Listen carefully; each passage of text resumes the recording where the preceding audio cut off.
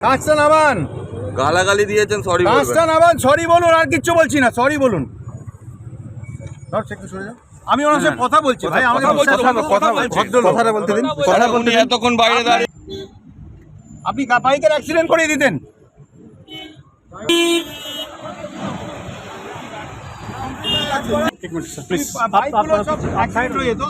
এই কুরুক্ষেত্র যেখানে বাঁধলো সেই দ্বিতীয় হুগলি সেতুর ঘটনাস্থলে একবার আপনাদের নিয়ে যাই। আমাদের প্রতিনিধি শিবাশিস মৌলিক আমাদের জন্য অপেক্ষা করছেন এই মুহূর্তে। শিবাশিস, ঠিক কি ঘটেছিল, কি কারণে এই সংঘাত?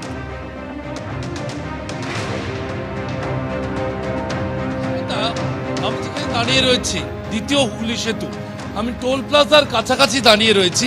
যদিও ঘটনাটা আরেকটু পিছনের দিকে, অর্থাৎ কলকাতার দিকে কয়েকশো মিটার পিছিয়ে সেখানে হয়েছে, যেহেতু সেখানে গাড়ি দাঁড় করানোর কোনো নিয়ম নেই, তাই আমরা একটু এগিয়ে আসতে বাধ্য হয়েছি।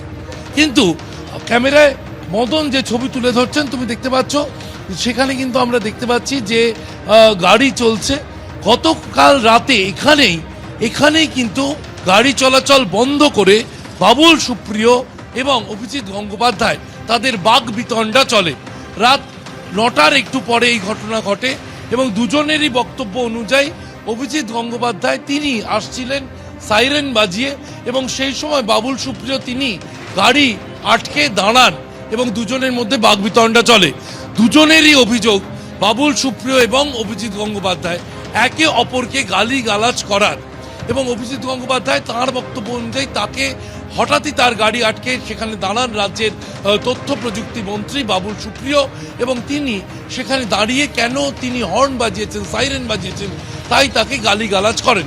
পাল্টা বাবুল সুপ্রিয়ের অভিযোগ অনুযায়ী সেখানে তিনি যখন বলেন সাইরেন বাজাচ্ছেন কেন, তাকে গালি দেওয়া হয়, গালিগালাজ করা হয়, অভিজিৎ গঙ্গোপাধ্যায় করেন তা।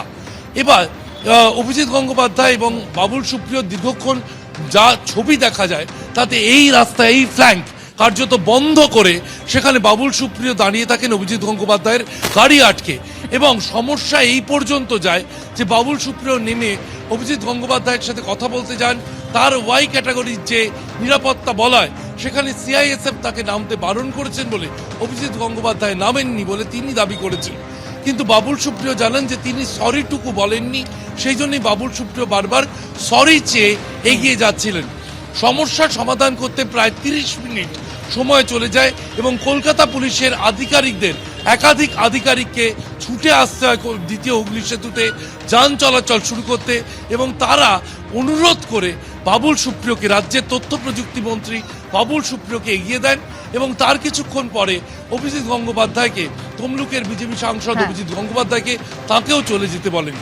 বিষয়টি হলো এই দুজনেরই কিন্তু রাজনীতিতে আসার আগে একটি পরিচিতি ছিল এবং জনগণের মধ্যে তাদের একটি জনপ্রিয়তাও ছিল।